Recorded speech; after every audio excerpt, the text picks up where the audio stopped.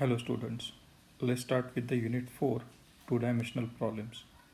Here we will have the problem specified in 2 dimensions. Before that we will see how the one-dimensional problem is defined. So these are some examples of 1D elements.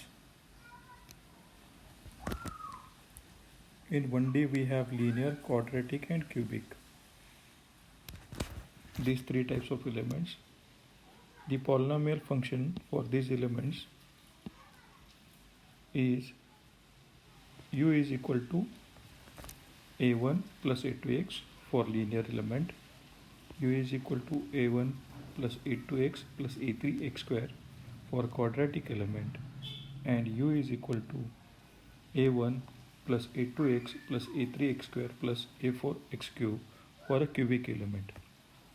Now in this case a 1D element can be defined like this, which is having one dimension larger compared to the other 2 dimensions. Like in this example, the rod is having much more length compared to the diameter.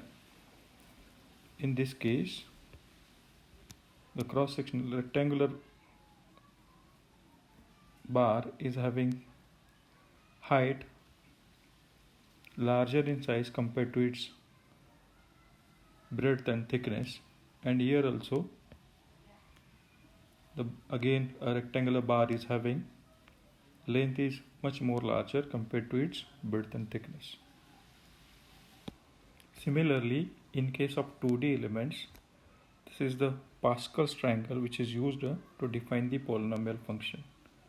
So for a constant we have only one, whereas for linear element we have x and y, for quadratic element x square, xy and y square.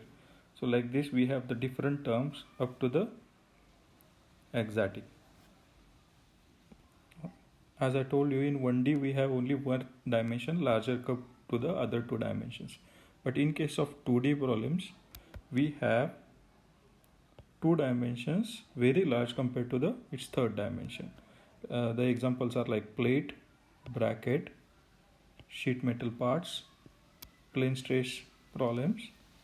So these are some examples which will give you an idea about the 2D problem, which will have 2 dimensions larger compared to its third dimension. So these elements are defined with the 3-noded triangular element or 4-noded rectangular element are often used for 2D problems. In case of 2D problems, the most used element is a triangular element with the 3 nodes, which is also called constant strain triangle, CST. It is modeled and represented by the polynomial as given below. Ux, y is equal to a1 plus a2x plus a3y. So this is the CST element with the 3 nodes 1, 2, 3. Similarly, we have other types of elements used in 2D analysis. Second type is a linear strain triangle, LST, which is shown in this figure, which is having this equation as its polynomial function, whereas another element is a quadratic strain triangle,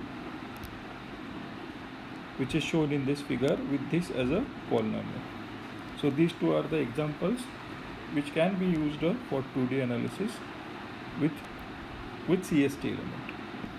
Also, in case of 2D analysis, isoparametric elements can be used. The concept of isoparametric element is when the same function is used to define field variable as well as geometry, then that kind of element is called isoparametric element.